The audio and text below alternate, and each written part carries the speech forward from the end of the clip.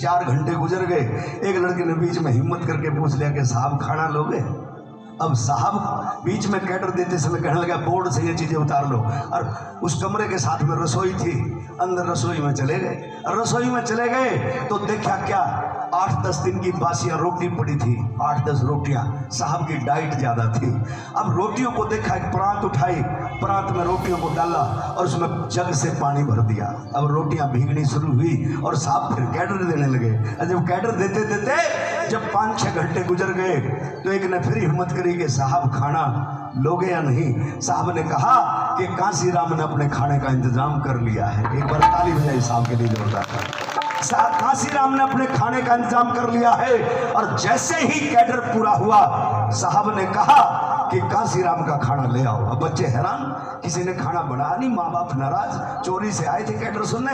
बच्चों ने कहा कि सर खाना तो बना नहीं। अरे तुम चिंता ना करो, रसोई में जाओ, परात उठा के लाओ। और जैसे ही परात उठा के लाए और मेज पे रख दी, साहब ने चूर करके रोटियों को पानी में चूर के नमक लिया और नमक डाल के वो रोटियां खा करके, और इतना बड़ा इतने बड़े प्रदेश का 4 बार मालिक बना के चले गए। और जिसकी साइकिल नसीब में नहीं था उसे मोटरसाइकिल, गाड़ी और हेलीकॉप्टर और हवाई जहाज में बिठा करके चले गए। और तुम्हें शर्म आनी चाहिए।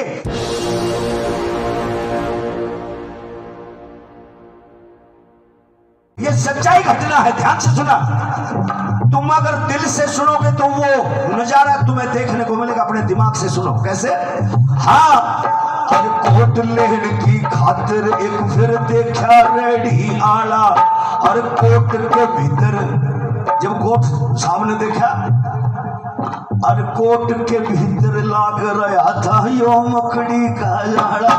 हर कोट के भीतर लाग रहा था यो मकड़ी का जाड़ा। हर कोट लेहड़ की खातिर फिर देखा रेडियाला।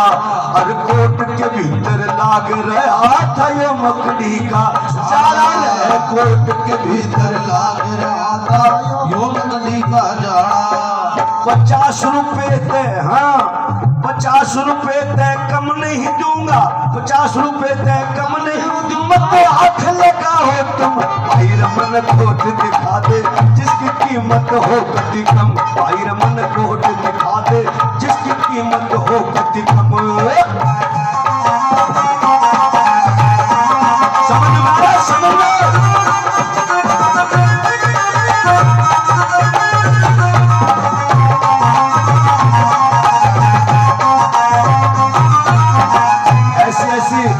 बहुत सारी घटनाएं हुई। मैं मेरठ गया, मेरठ के अंदर बहुत सारे रिटायरमेंट साथी आए। वो कहने लगे मेहरा जी बड़ा नाम सुना आपका, लेकिन आज एक सच्ची घटना बता दें। मगर बताइए। कहने लगे साहब कांसीराम हमारे गांव आए थे और साहब कांसीराम ने 3 बजे का समय दिया और साहब कांसीराम 1 बजे आ गए। साहब का साथियों, साहब के अंदर क्या था, एक खूबी थी। जब कोई मंच सजता था तो पहले मंच का मुआयना स्वयं करते थे। जैसे भाई आजा चोपड़ा जी ने रात को लड़ियां लगाई, झंडे लगाए और फिर माइक मिल जाए तो बोलने में अच्छा। तो साहब कांसीराम पहले मंच का मुआयना करते थे कि मंच ठीक लगा कि नहीं लगा, और फिर मंच पे आके दहाड़ते थे। तो साहब कांसीराम 1 बजे उनके घर चले गए। अब वो घर में वो लेडीज बड़ी परेशान, वो लेडीज गाल पकड़ने लग रही, बोली बेरा न कौन नालायक से एक कांसीराम में ढेड के बीजे ने हमारे बालक भगा रखे युवाओं को कैडर देते थे साहब। बोला ढेड का बीजे कांसीराम है, ये सच्ची घटना, ध्यान से सुनो। तो बोला ढेड का बीजे कांसीराम है, हमारे बालक भगा लिए। साहब कांसीराम जाकर ने बोला माता जी प्रणाम, मैं कांसीराम। बोला बैठ जा, उड़ा पड़ जा। एक जड़ा बकरी बंधा करती उड़े खाट घाल दी किकर की छाया में। जब टोटे के टाइम थे, एक फर्स्ट क्लास ऑफिसर जिसकी तनख्वाह इतनी बड़ी, इतनी कंपनी में नौकरी करने वाला अब्दुल कलाम के साथ, और उसको एक बकरी वाले बेतवाड़ में उसमें बाड़े में बिठा दिया। बिठाने के बाद ने बोली ढेड का बीजे तो आने मरिया, भीतर पड़ गई। इतनी देर में नारे लगाते हुए रेलवे स्टेशन पर जा रहे, साहब की बाट देकर साहब आए नहीं। वो निराश होकर गया कि इन्होंने मेरा साहब तो पहले आया रहे।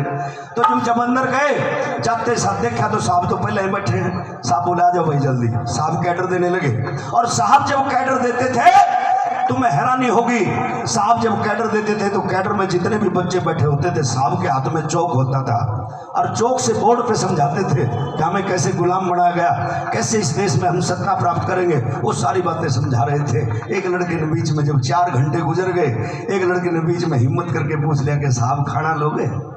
अब साहब बीच में कैडर देते समय कहने लगा बोर्ड से ये चीजें उतार लो, और उस कमरे के साथ में रसोई थी, अंदर रसोई में चले गए। रसोई में चले गए तो देखा क्या, 8-10 दिन की बासियां रोटी पड़ी थी, 8-10 रोटियां, साहब की डाइट ज्यादा थी।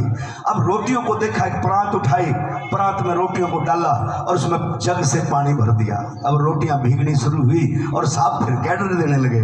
जब कैडर देते देते जब 5-6 घंटे गुजर गए तो एक ने फिर हिम्मत करी कि साहब खाना लोगे या नहीं? साहब ने कहा कि कांसीराम ने अपने खाने का इंतजाम कर लिया है। एक बार ताली बजाई साहब के लिए जोरदार। कांसीराम ने अपने खाने का इंतजाम कर लिया है। और जैसे ही कैडर पूरा हुआ साहब ने कहा कि कांसीराम का खाना ले आओ। अब बच्चे हैरान, किसी ने खाना बनाया नहीं, माँ बाप नाराज, चोरी से आए थे कैडर सुनने।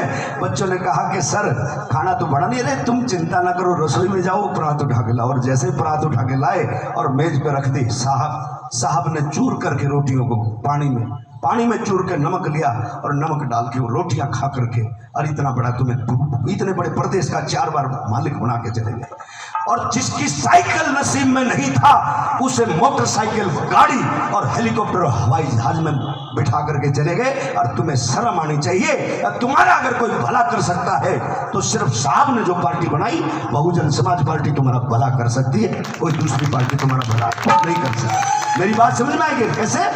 मन एक कोट दिखा दे जिसकी कीमत हो कभी कम, आई रहे एक कोट दिखा। मंजीत मेहरा पूरे देश में जाता है, लेकिन मैं खड़ा कहीं भी हूं, लेकिन इस दिलो दिमाग में सिर्फ एक ही नाम है, कौन सा? बहुजन समाज पार्टी। इससे गद्दारी ना तो करने देंगे और ना होने देंगे। हमारा तो एक गीत भी है जो बहन जी बड़े चाव से सुनती है, होगा सदा सम्मान मिशन में टिकने वालों का, और पार्टी का क्या दोस्तों बिकने वालों का। मेरी बात समझेंगे कैसे? भाई रे एक खोट दिखा दे जिसकी कीमत हो कति कम, भाई रे एक, सुनो भाई, समझ में आ रहा है तो ताली बजा के बोलो। हाँ, भाई रे एक खोट दिखा दे जिसकी कीमत हो कति कम।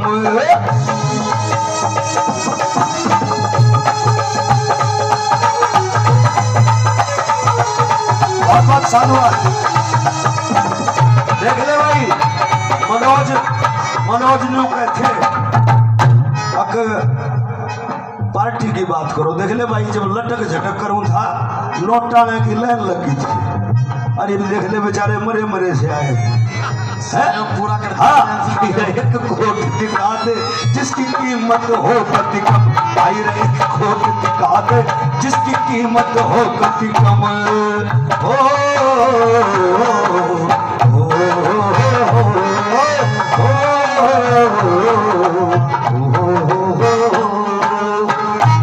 फिर क्या हुआ? उस नजारे पे जाइए, नजारे पे फिर क्या हुआ, ध्यान से सुनो।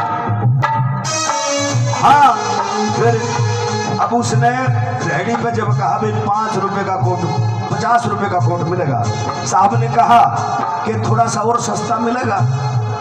साहब का मजाक उड़ा दिया, ने बोला छड़ा में मर ले, शमशाना में चला जा।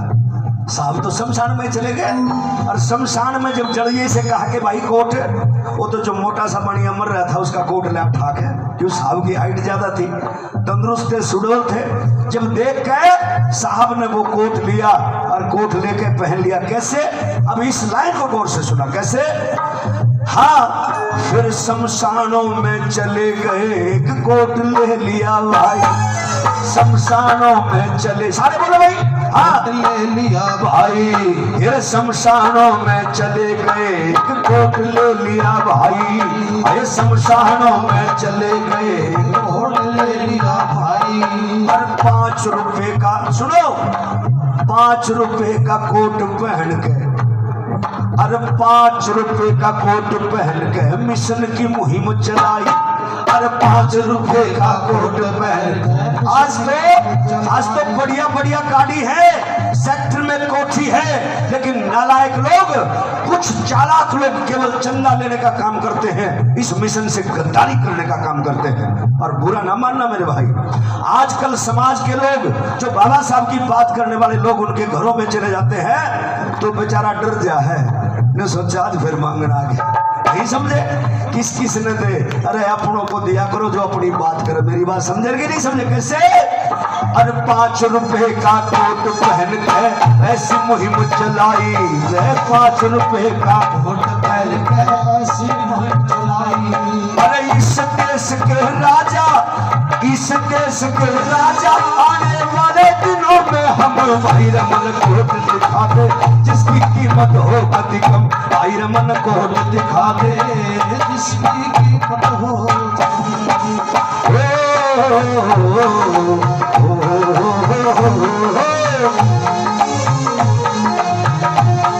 अंतिम लाइन कौन से सुना? अंतिम लाइन कैसे? हाँ भाई मंजित मेहरा यूं कह रहा ये फर्ज निभाना होगा। कौन सा फर्ज? कौन सा फर्ज? ध्यान से सुना। भाई मंजित मेहरा यूं कह रहा ये फर्ज निभाना होगा। हो मंजित मेहरा यूं कह रहा ये फर्ज निभाना होगा।